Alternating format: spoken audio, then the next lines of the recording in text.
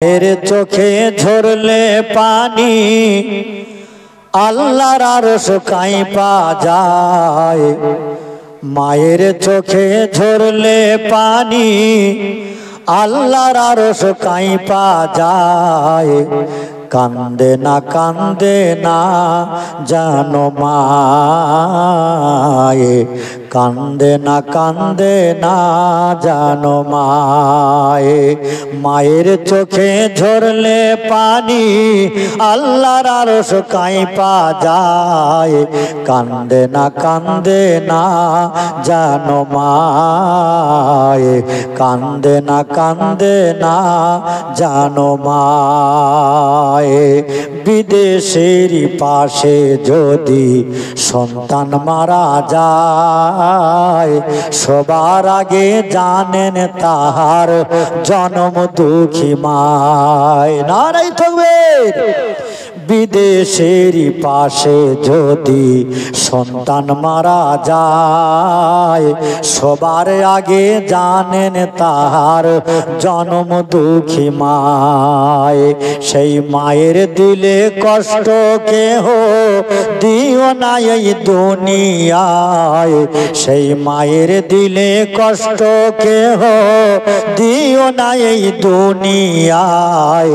কান্দে না জানো মায়ে, কান্দে না জানো মায়ে। সন্তানের জন্য মায়ে করলে মোনাজাত, আর ফিরাতে পারেন না প্রভু মায়ের দুটি হাত। সন্তানের জন্য মায়ে করলে মোনাজাত, আর ফিরাতে পারেন না প্রভু মায়ের দুটি হাত। সেই মায়ের পায়ের নিচে জান্নাত, সেই মায়ের পায়ের নিচে জান্নাত, তোমরা কেউ ভুলো না হায়। কান্দে না জানো মায়ে, কান্দে না জানো মায়ে।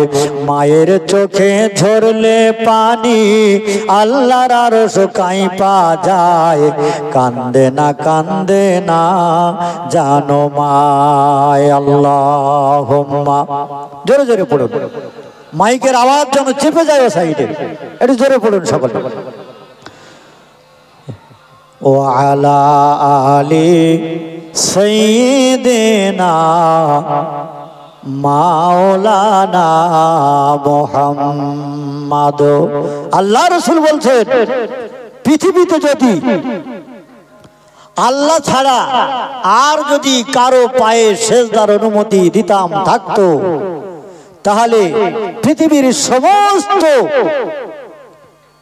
বেটা ছেলেগুলোকে বলতাম তার মায়ের পায়ে সেজদা দিতে। জোরে বলুন সুবহানাল্লাহ। কিন্তু আল্লাহর পায়ে ছাড়া, আল্লাহর সামনে ছাড়া আর দ্বিতীয় কোনো জায়গায় সেজদা দেওয়া যাবে? আল্লাহর সামনে সেজদা না দিয়ে যদি অন্য কারো দরবারে দরগায় যদি সেজদা দেয়, সঙ্গে সঙ্গে কাফের হয়ে যাবে। জোরে বলুন নাউজুবিল্লাহ। কেননা মা বাপের পরের স্থান হলো আমার আপনার নবী, দোজাহানের বাদশাহ জনাবে মুহাম্মদুর রাসূলুল্লাহ সাল্লাল্লাহু আলাইহি ওয়াসাল্লাম, যে নবী আমাদের জন্য কবরে শুয়ে শুয়ে আজ পর্যন্ত কাঁদছেন। কাঁদছেন না? আমাদের জন্য কাঁদছেন। আমরা হতভাগা উম্মত হয়েছি। হতভাগা উম্মত কোথায় বলে যার গলা ধরে কাঁদি তার চোখে নাইকো পানি। আমরা সেই রসুলের আদর্শ ছেড়ে দিয়েছি, রসুলের আদর্শ আমাদের ভিতরে নেই। আল্লাহ রসুল সাল্লাল্লাহু আলাইহি ওয়াসাল্লাম পৃথিবীতে রসুলের মতো দ্বিতীয় ব্যক্তি আর কেউ হয়নি, আর হবে না। বিশ্ব নবী, দোজাহানের বাদশাহ, তাজাদের মদিনা জনাবে মুহাম্মদুর রাসূলুল্লাহ সাল্লাল্লাহু আলাইহি ওয়াসাল্লাম হলেন পৃথিবীতে সর্বশ্রেষ্ঠ সেরা মানুষ। জোরে বলুন সুবহানাল্লাহ। হযরত আনাস রাদিয়াল্লাহু আনহুর মা বলছেন, আল্লাহি লা শাক্কা ফীহি, আমি যেই খোদার কসম খেয়ে বলছি, একদিন নবী মুহাম্মদ রাসূলুল্লাহকে আমার বেটা আনাস দাওয়াত করেছে আমার বাড়িতে। আমি রান্না বান্না সেরে দরজার মুখে দাঁড়িয়ে আছি, কখন আসবেন আল্লাহর নবী এশার নামাজ সেরে আমাদের বাড়িতে মেহমানদারি গ্রহণ করতে খেতে। আমি দরজার পাশে পর্দার আড়ালে দাঁড়িয়ে আছি, আর আল্লাহর নবী এশার নামাজ সেরে কয়েকজন সাহাবীর সাথে করে নিয়ে আমার ঘরের দরজার দিকে এগিয়ে আসছেন। আল্লাহর নবী আমার ছেলে আনাসকে ডেকে বললেন, আনাস রে, আজকের রাত্রে তোমার বাড়িতে আমার মেহমানদারির দাওয়াত রে। আনাস, তুমি আগে যে জায়গা তৈরি করো, আমরা তার একটু পিছনে পিছনে যাই। হযরত আনাস বলছেন, আমি নবীজির কথা শুনে বাইরের দরজায় এসেছি। আমি এসে দেখি আমার আম্মা জান দরজার পাশে দাঁড়িয়ে দাঁড়িয়ে একবার পূর্ণিমার চাঁদের দিকে তাকাচ্ছেন, আর একবার নবী রাস্তায় আসছেন, নবীর চাঁদের মুখের দিকে তাকাচ্ছেন। জোরে বলুন সুবহানাল্লাহ। আমার মাকে জিজ্ঞাসা করো, মা ইয়া উম্মি, ও আমার আম্মা জান, আপনি রাতের বেলায় একটু কি দেখছেন একটু বলুন। হযরত আনাসের মা বলছেন, বাবা আনাস, আজকের বিশ্ব নবী জনাবে মুহাম্মদুর রাসূলুল্লাহ সাল্লাল্লাহু আলাইহি ওয়াসাল্লাম আমাদের বাড়িতে আসতেছে। সৌভাগ্য হয়েছে প্রাচীরের দরজার পাশে দাঁড়িয়ে দাঁড়িয়ে বিশ্ব নবীর চাঁদ মুখটা দেখছি, বিশ্ব নবীর চাঁদ মুখটা দেখছি। হযরত আনাস বলছেন, আম্মা জান, বিশ্ব নবীর চাঁদ মুখ দেখছেন ঠিক আছে, কিন্তু আকাশের দিকে কেন ফিরে ফিরে তাকাচ্ছেন? হযরত আনাসের মা বলছেন, বেটা আনাস রে, আমি আকাশের দিকে এই জন্য তাকাচ্ছি, পূর্ণিমার চাঁদ আল্লাহ কাছে উদয় করে দিয়েছে, পূর্ণিমার চাঁদের পেটে দেব কলঙ্কের দাগ দেখছি, কিন্তু মুহাম্মদ রাসূলুল্লাহর চেহারায় কোন রকম দাগ দেখছি না। বিশ্ব নবীর চেহারাটা আমার চোখে তার চাঁদের থেকে উজ্জ্বল লাগছে। নবীর চেহারার মতো উজ্জ্বল চেহারা পৃথিবীতে জীবনে আমি আর কিছু দেখি নাই। জোরে বলুন একটু সুবহানাল্লাহ। আল্লাহি লা শাক্কা ফীহি, আমি খোদার কসম খেয়ে বলছি আনাস, আমি চাঁদের দিকে বারে বারে তাকাচ্ছি, আর আল্লাহর নবীর মুখের দিকে বারে বারে তাকাচ্ছি, কিন্তু আসমানের চাঁদের তুলনায় আমার নবীর চেহারা তার থেকে আরো বেশি সুন্দর। বলুন সুবহানাল্লাহ। সেই নবীকে পৃথিবীর অনেক নাস্তিক বেঈমান বিশ্বঘাতক তারা সেই রসুলকে গালি দেয়, রসুলকে মা খেকো বলে, বাপ খেকো বলে, রসুলকে বলে রাখাল, রসুলকে বলে এতিম। যার বাপ নেই, যার মা নেই, সে নবী হয় কি করে? সে নবী হয় নাকি? আল্লাহ রসুল সাল্লাল্লাহু আলাইহি ওয়াসাল্লামের আদর্শের দিকে একবার তাকিয়ে দেখে। তরবারি ধরতে হয়নি, বল্লম ধরতে হয়নি, রসুলের আদর্শ দেখে বেঈমান বিশ্বঘাতক কাফেরেরা রসুলের আদর্শ দেখে তারা কলেমা পড়ে ঈমান এনে মুসলমান হয়েছিল। জোরে বলুন সুবহানাল্লাহ। আর একটু জোরে হবে না? একজন বিশ্ব জাদুকরের নাম হলো তার সামাদ জাদুকর। কি নাম বললাম? সামাদ জাদুকর। সেই আল্লাহ রসুলের জামানায় সব থেকে বিশ্বের এক নম্বরের জাদুকর ছিল, তার নাম ছিল সামাদ জাদুকর। সেই সামাদ জাদুকরের কাছে খবর গেল আবু জেহেলের তরফ থেকে। আবু জেহেল বলল, জাদুকর, হে সামাদ জাদুকর, আমি তোমাকে পত্র লিখলাম, আমার একটা ভাতিজা রয়েছে, সে পাগল হয়ে গেছে, ম্যাট হয়ে গেছে, সে উল্টো পাল্টা বকে, ভুল ভাল বকে। সে আবার লোকে বলে, জাদুকর, তুমি যদি তার কাছে জাদু বিদ্যায় যদি তুমি তাকে পরাজয় বরণ করা পারো, তোমাকে এত এত পুরস্কার দেওয়া হবে। সামাদ জাদুকর তো শুনে সঙ্গে সঙ্গে লাব্বাইক বলে ঠেলে উঠল। আমার থেকে আরো কি বড় বিশ্ব জাদুকর আছে নাকি? সামাদ জাদুকর এই আবু জেহেলের পত্র পেয়ে সঙ্গে সঙ্গে তানার কাছে চলে আসলো, এসে বলল, সব কথোপকথন হলো যে তোমার ভাতিজা মোহাম্মদ সে বড় জাদুকর, সে চাঁদে পর্যন্ত জাদু করে, আকাশের চাঁদ দুটুকরো করে দিয়েছে, তাকে যদি জাদু বিদ্যায় তুমি পরাজিত যদি করতে পারো, তুমি যদি জয় হতে পারো, তোমাকে এত এত উট আর এত এত টাকা সোনা দানা তোমাকে পুরস্কার দেওয়া হবে। সামাদ জাদুকর তিনি আল্লাহ রসুলের দরবারে চলে গেলেন।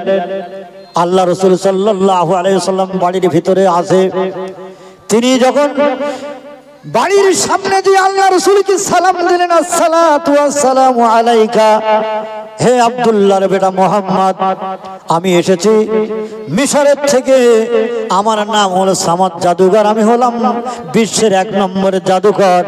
আমার জাদুগত্ব বিদ্যায় যদি আমাকে যদি জাদু বিদ্যায় যদি তুমি পরাজিত করতে পারো, আমাকে যদি ফেল করে দিতে পারো, হারিয়ে দিতে পারো, তাহলে আমি সামাদ জাদুঘর আজ থেকে আর জাদু করব না, আমি জাদু বিদ্যা ছেড়ে দেব।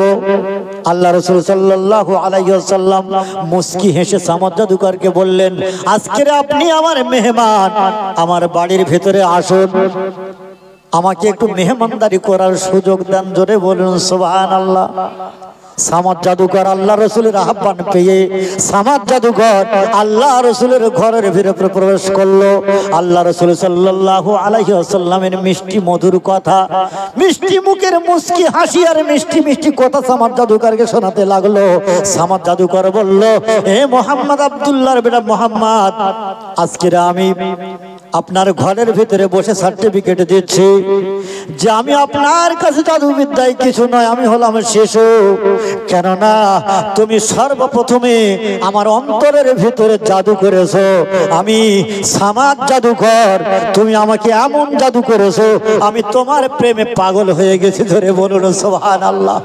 হে আব্দুল্লাহ বেটা মোহাম্মদ, আবু জেহেল যতকে আমার কাছে বলেছে আব্দুল্লাহর বেটা মোহাম্মদ একটা পাগল ম্যাট, কিন্তু আপনার চেহারা দেখে, আপনার সৌন্দর্য দেখে আমি মুগ্ধ হয়ে গেছি। ইয়া রাসূলুল্লাহ, ইয়া হাবিবাল্লাহ, আপনাকে কলেমা, আপনি আমাকে কলেমার দীক্ষা দিয়ে কলেমা পড়িয়ে আমাকে মুসলমান করে নেন। জোরে বলুন সুবহানাল্লাহ। আর একটু জোরে হবে না?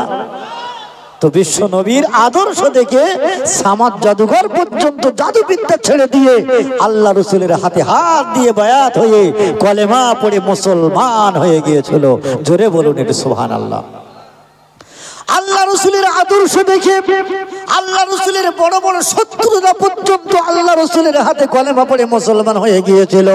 1 তারিখে আল্লাহ রসুলের একজন বড় শত্রু আল্লাহ রসুলের মার্ডার করার জন্য আবু জেহেলের কাছ থেকে বড় পুরস্কার নেওয়ার জন্য আল্লাহ রসুলের বাড়িতে তিনি মেহমান সেজে হাব্বা জুব্বা পরে 1 হাতে তসবিহ আর 1 হাতে লাঠি নিয়ে আল্লাহ রসুলের সঙ্গে যে সালাম মুসাফা করলো, ইয়া রাসূলুল্লাহ, ইয়া হাবিবাল্লাহ, আমি এসেছি আমার বাড়ি অনেক দূরে, আপনার বাড়িতে এসেছি। আল্লাহ রাসূল সাল্লাল্লাহু আলাইহি ওয়াসাল্লাম তিনি মেহমান দেখলে খুব আনন্দিত হতো। আল্লাহ রাসূল সাল্লাল্লাহু আলাইহি ওয়াসাল্লাম সেই রাসূলের শত্রুকে নিয়ে ঘরের ভিতরে নিয়ে গেল। হে বিবি আয়েশা, বাড়ি কিছু আছে নাকি? বলে, ইয়া রাসূলুল্লাহ, ইয়া হাবিবাল্লাহ, যতটুকু খাদ্য আছে আমাদের দুজনার পর্যন্ত ভালোভাবে পেট ভরবে না, যতটুকু খাবার আছে আমরা দুজনে যদি ভাগ করে খাই তাহলে কিন্তু আমাদের পেট ভরবে না। ইয়া রাসূলুল্লাহ, ইয়া হাবিবাল্লাহ, এতটুকু খাদ্য খাবার আমার বাড়িতে আছে। আল্লাহ রাসূল সাল্লাল্লাহু আলাইহি ওয়াসাল্লাম মেহমানকে বসালেন আর আল্লাহর নবী আয়েশাকে বললেন, হে বিবি আয়েশা, ওই খাদ্য খোরাক আমাদের সম্মুখে আনো, আমাদের সম্মুখে আনো, আমাদের সম্মুখে আনবে। মেহমান ক্ষুধার্ত রয়েছে, মেহমানকে খেতে দিতে হবে। তুমি ওই আমার সম্মুখে বসে বসে খাদ্য খোরাক দিয়ে, খানা দিয়ে, আর তুমি বাতাস আসার নাম করে আলোটা নিভিয়ে দেবে, যাতে করে আমি খাবার ভান করে শুধু হাত নাড়বো আর মেহমান যেন সব খানাগুলো খেয়ে নেয়। জোরে বলুন সুবহানাল্লাহ। কি রাসূলের আদর্শ! ভুখা ক্ষুধার্ত আছে মেহমান, আলোটা বাতাস আসার ভান করে আলোটা নিভিয়ে দেবে, যাতে করে মেহমান যেন বুঝতে পারে আমি মেহমানের সঙ্গে খাচ্ছি, কিন্তু আমি খাবো না, খানাগুলো সব মেহমানকে খাইয়ে দেব। এই না ভালোবাসে মহব্বত করে সমস্ত খানাগুলো খাইয়ে দিলেন। খাইয়ে দেওয়ার পরে আল্লাহ রাসূল সাল্লাল্লাহু আলাইহি ওয়াসাল্লাম একটা কক্ষপাতে, একটা কামরায় সুন্দর করে জায়গা করে দিলেন। আল্লাহ রাসূল জায়গা করে দিলেন আর বললেন, হে ভাই বন্ধুবর, তুমি খানা খেয়েছো, এইখানে তুমি বিশ্রাম করো, যদি কিছু প্রয়োজন হয় তা আমাকে ডাক দিও। আল্লাহ রাসূল সাল্লাল্লাহু আলাইহি ওয়াসাল্লাম মেহমানকে সুন্দর ব্যবস্থাপনা করে দিয়ে আল্লাহ রাসূল সাল্লাল্লাহু আলাইহি ওয়াসাল্লাম কামরা থেকে বেরিয়ে আসলেন। কিন্তু ওটা আল্লাহর বন্ধু, আল্লাহ রাসূলের বন্ধু না শত্রু? আল্লাহ রসুলের শত্রু আল্লাহ রসুলকে মার্ডার করার জন্য জেবের ভিতরে জামার ভিতরে বড় তরবারি এনেছে, আল্লাহ রসুলকে কতল করবে। জোরে বলুন নাউজুবিল্লাহ। আল্লাহ রসুল সাল্লাল্লাহু আলাইহি ওয়াসাল্লাম নিদ্রায় নিদ্রিত হয়ে রয়েছে, আর এদিকে আল্লাহ রসুলের শত্রু তিনি কি ঘরের ভিতরে তিনি ঘুমায় না আল্লাহ রসুলকে কখন মার্ডার করবে। আল্লাহ রসুলের শত্রু আল্লাহ রসুলকে কখন মার্ডার করার জন্য তিনি সুযোগ খুঁজছে। 7-5 ভাবতে ভাবতে প্রায় ফজরের রক্ত এসে গেছে।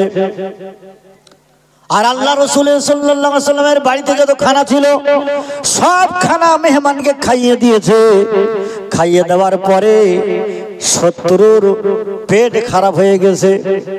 এমন করে দেখতে দেখতে সময় শেষ, আল্লাহ রসুলকে তো মার্ডার করা হলো না, তা কি করা যায়। সেই আল্লাহ রসুলের শত্রু আল্লাহ রসুল সেই সুন্দর সুন্দর বেড কভার দিয়েছে, সুন্দর করে জায়গা করে দিয়েছে। সেই জায়গা একেবারে নোংরা করে দিয়েছে, পায়খানায় ভর্তি করে দিয়েছে দিয়ে। আর আল্লাহ রসুলের শত্রু ফজরের আগে আগে অন্ধকার থাকতে থাকতে কেটে পড়েছে। মসজিদ নববীতে আযান হয়ে গেছে, হাইয়া আলাস সালাহ হাইয়া আলাল ফালাহ। মসজিদে আযান হয়ে গেছে, আল্লাহ রাসূলের ঘুম ভেঙে গেছে। ঘুম ভাঙার সঙ্গে সঙ্গে সঙ্গে সঙ্গে মেহমানকে স্মরণ করেছে। মেহমানের ঘরের ভিতরে কামলার ভিতরে যেয়ে দেখে দুর্গন্ধময় দুর্গন্ধ বার হচ্ছে, কেননা শত্রুর পায়খানা এমন করে পেট খারাপ হয়ে গেছে। পায়খানায় বিছানা মাদুর পত্র ভর্তি করে দিয়ে শত্রু পালিয়ে গেছে। আল্লাহ রাসূল সাল্লাল্লাহু আলাইহি ওয়াসাল্লাম অনেকটা যেন দুঃখ প্রকাশ করলো। তারপরে আল্লাহ রাসূল সাল্লাল্লাহু আলাইহি ওয়াসাল্লাম ফজরের নামাজ আদায় করলো। সকাল বেলায় তিনি সেই কেতা কাপড়, সেই পায়খানা মাখানো চাদর তিনি নিজে হাতে সাফ করছেন, পরিষ্কার করছেন। তিনি ওই মাদুর চাদর উল্টাতে যেয়ে দেখে শত্রুর তরবারি খানা ফেলে গেছে। তরবারি খানা ফেলে গেছে শত্রু। আল্লাহ রাসূল সাল্লাল্লাহু আলাইহি ওয়াসাল্লাম যেন আরো দুঃখ প্রকাশ করলো। যাহারে মেহমান রাতের বেলা মেহমানকে ঠিক মতো সেবা দিতে পারেনি, বেচারা কত কষ্ট না হয়েছে, কত কষ্ট না পেয়েছে, আবার তরবারিটা ফেলে গেছে। এমত অবস্থায় আল্লাহ রাসূল সাল্লাল্লাহু আলাইহি ওয়াসাল্লাম তিনি সেই নোংরা চাদর খাতা তিনি নিজে হাতে পরিষ্কার করছেন, পানিতে ধুয়ে পরিষ্কার করছেন। আর সেই শত্রুর তরবারিটা ছিল দামি তরবারি।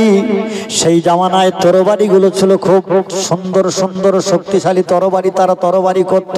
তরবারিটা খুব দামি তরবারি। সেই তরবারির আশায় আল্লাহ রসুলের ঘরের এপাশ ওপাশ ঘুরে ঘুরে ঘুরে ঘুরে সুযোগ খোঁজে যে মার্ডার না করলাম, কিন্তু তরবারি খানা তো আমাকে নিতে হবে।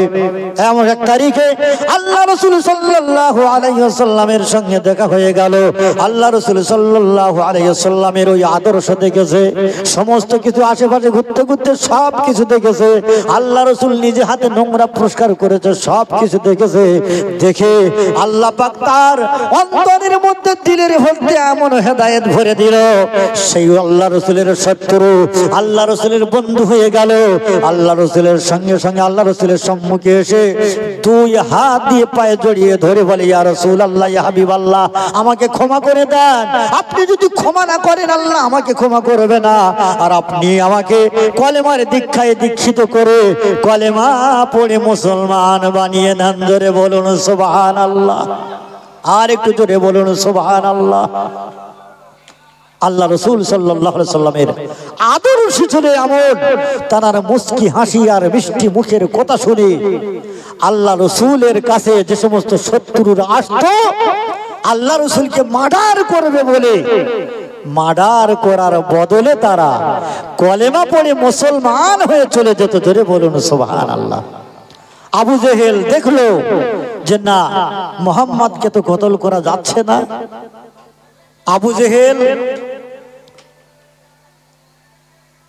আবু উতবা, আবু সাইবা তারা কাবার চাতালে বিরাট বড় মিটিং ডাকলো। সমস্ত সব তাদের সৈন্য সামন্তদেরকে নিয়ে মিটিং ডাকলো, ডেকে বলল ওমর